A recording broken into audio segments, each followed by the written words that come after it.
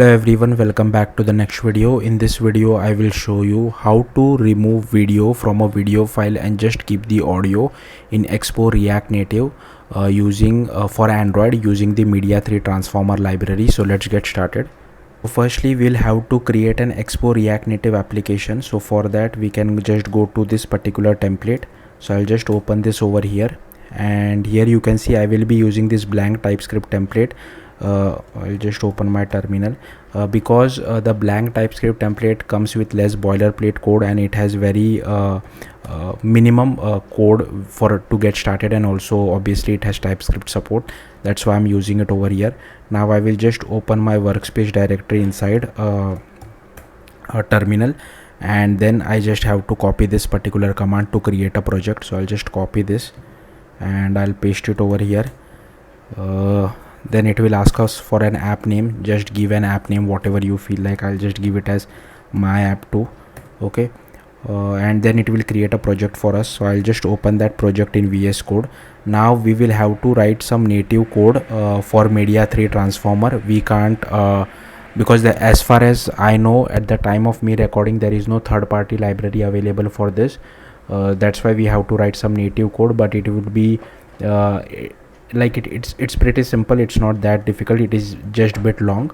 Yeah, but I'll guide you as we go along. Next we'll have to write that native code. We will have to create a native Android folder inside our project, right? We currently don't have it.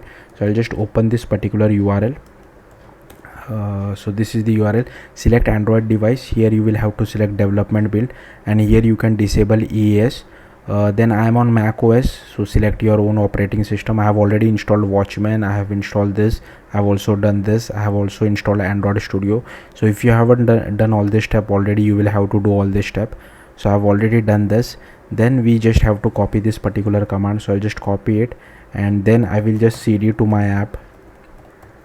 Okay, and then I'll just paste it over here. Then it will again install few dependencies for us. Again, we don't have to worry too much about it. Once that is done, we'll have to run this particular command. So this will actually create the Android folder for us. So let's just wait for this particular command to finish.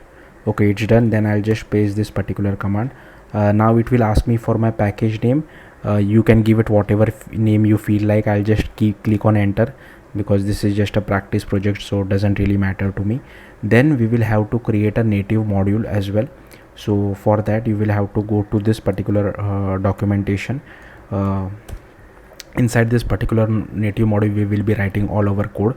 So to create a native module we'll have to copy this particular command. So I'll just copy it. Now if I open my terminal, I am getting this particular error. This is because I don't have any Android emulator installed. I will be running my output on a real Android device, and I haven't connected my real Android device to my Mac yet. That's why I'm getting this error, but this is fine. I don't want to run my application now. Yeah, then I'll just copy this command. I'll paste it. Next it will ask me for my module name. I will keep everything as default, but feel free to change whatever you feel like, and I'll just click on enter. Okay, so this is done. It has created this module folder for us as well. Now I have already created one sample project from which I will be copying some code. Firstly, we need to install two dependencies. One is for video picking. So for that I will be using this particular dependency. So I'll just copy this. Okay, and I will paste it over here. So this will help us to pick a video from the user's device. Then if you see over here, it tells us to add this particular bit of code as well to our app.json file. So I'll come over here, go to app.json, and over here I will add this particular code of plugins. I'll just copy this and paste it over here. I'll just add a comma. Okay, and here you can change the app accesses your videos. Okay, yeah, change this to whatever you feel like. Then once that is done, we will have to play the video. I'm using this particular library, React Native Video. So again, where is the installation command? I think it is over here. So this is the installation command. I'll just copy this, and again I'll go over here and I'll paste it.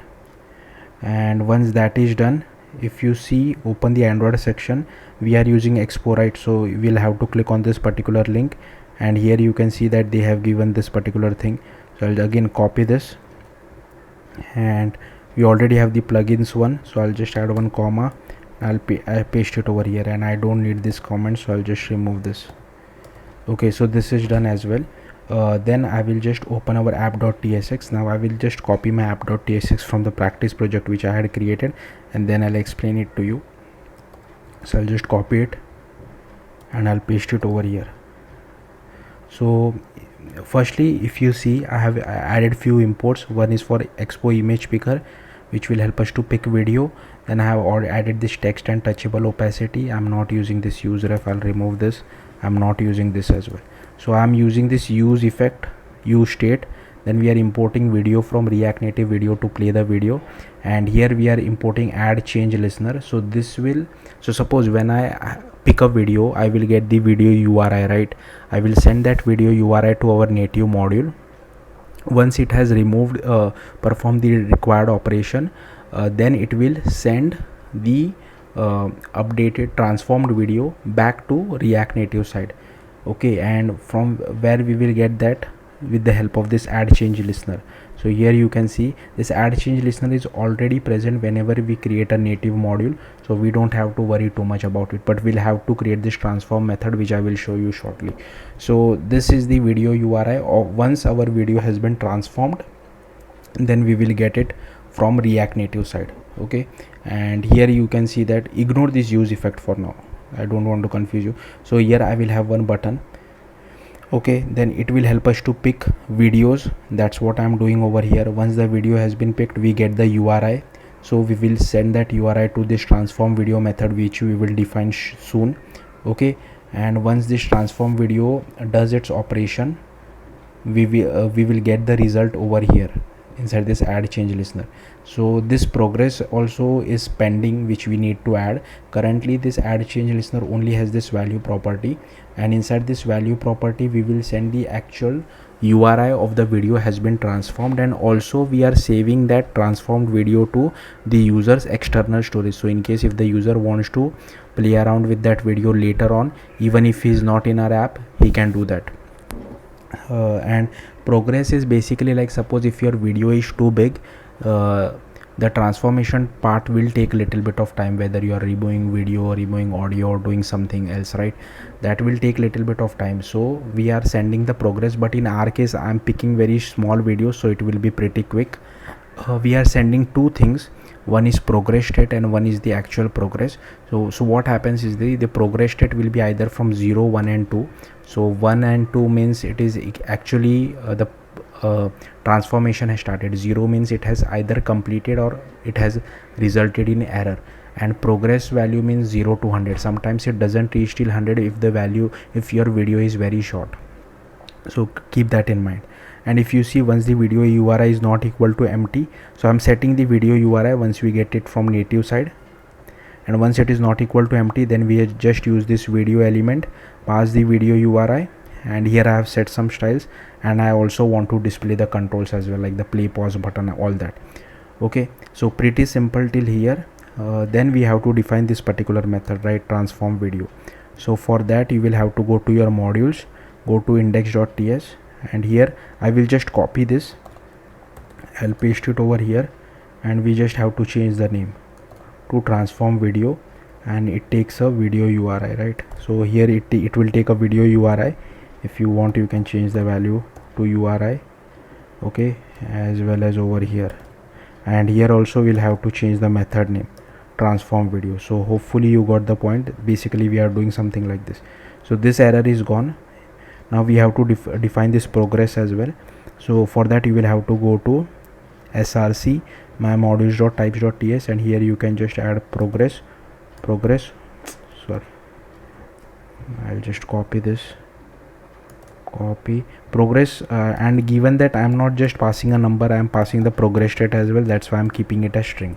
But if you are just passing the actual progress, you can keep it as number as well. So that issue is also gone. Next we will have to open the Android folder. We will have to go to build.gradle because we have to add few dependencies. So I'll just close everything. Now again I'll just go to my practice project, and I will add some code.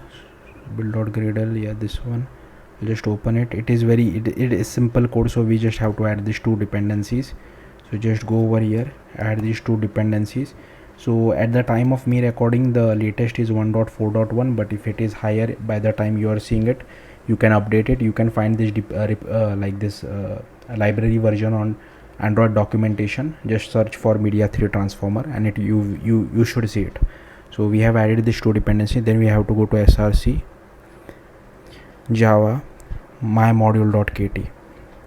now there will be lot of imports. So again I'll just go to src main java expo modules mymodule.kt and I'll just open it over here. So firstly there are a lot of imports.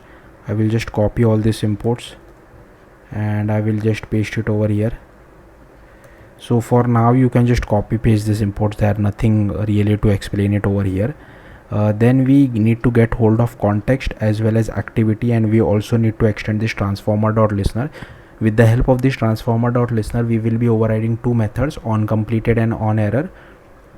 So with the help of that, we actually know whether the transformation has happened or whether it has failed. So I'll just copy this and I will paste it over here. Okay, then we require this context as well as activity. So again I'll just copy this and I'll paste it over here. So that is done. Then we require this file name, file path, because once the transformation has finished we need to store that file, and with the help of this file name and file path, just a second yeah, with the help of this file name and file path, we will saving that particular file to external storage so that the user can see it inside his videos app as well, separate videos app. And this handler and progress holder are for actually tracking the progress state. So that I will copy and I will just paste it over here. Okay, so I will just add something like this. Okay, hopefully this is not too confusing for you. Then we have to define this method, right, transform video. So I will just copy all this and then I'll come back. So I'll just copy everything. So I'll just copy everything and I'll paste it over here. Also one more thing, again sorry about the bad indentation, but here you can see we are taking it as a URL, right? So what I can do is this is not really necessary, but I like to keep things simple. So I'll just change it over URL over here as well, because we are accepting it as a URL over here in the native side, right? That's why I have changed it over here. Again, I don't think this will cause an issue, but just to be safe, then sorry. Again I'll just improve the indentation a little. So this is our async function which we have to write. Then I have just created this main thread. Here we create array list of effect. Currently we only have one effect. Here we initialize our transformer as well, and then we create our input media item as well from that by passing the URL of the video which we got it from React Native side. Right, so here is our input media item, like I told you. Then here we create our edited media item, and here you can see I'm passing set remove video as true. So this will help us to remove the video from the video file and just keep the audio. And then we create our external file, start our transformation. Here we are tracking the progress state. So the progress is from progress state. This is our progress holder.progress. As you can see, I'm sending this back to React Native side. And yeah, I have also added this 500 milliseconds delay. If you don't want to add it, you can remove it as well. Okay, so the next thing which we have to do, so I have just copied the code from my sample project and I'll paste it after this particular brace. So there should be only one brace before the ending one. So I'll just paste it over here. So again I'll just scroll up. Okay, so till here you saw this is our progress state, right? So till here you saw. Then after this particular view, I'm just creating this external file. So I have just copy pasted this code from the documentation. If you want, you can do the same thing. Yeah, not much to show over here.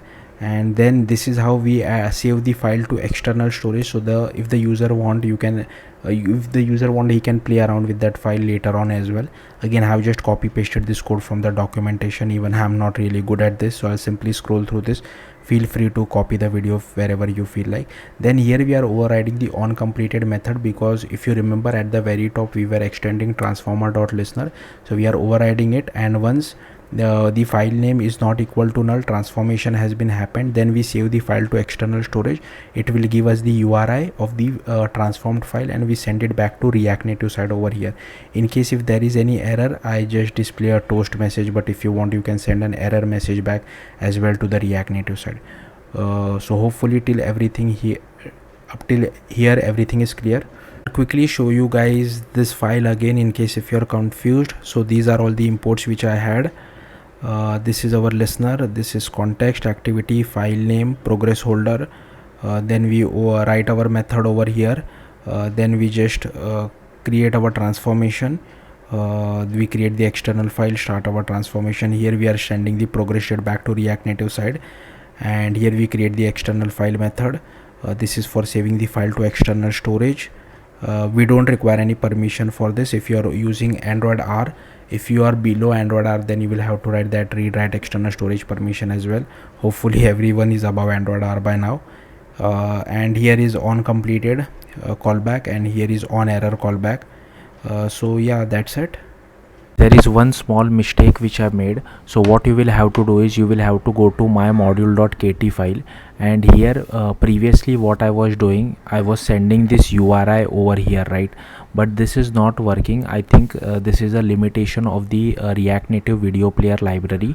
If you this particular thing is stored in external storage as well, right? So this particular file, so if you try to play it with another video player like MX player or some built-in video player which is already present inside your Android device, then it will work perfectly fine. But I don't know why it is not working for React Native video player. So to overcome that, instead of sending this particular URI, I'm sending the file path which we had already created, and we just have to append file : / as well. So do make this change, but this should work. But again, I think there is some issue with React Native video player library. But anyways, just make this particular change. Then if I show you guys the output, I'll just remove this and I will open this again. I'll just close this as well. Firstly I want to so this is our okay, this is our output, right? I'll click on pick video, and it should show our video picker. I'll select this 15-second long video. I'll select that, and it will do the transformation for us. And here you can see transformation is done.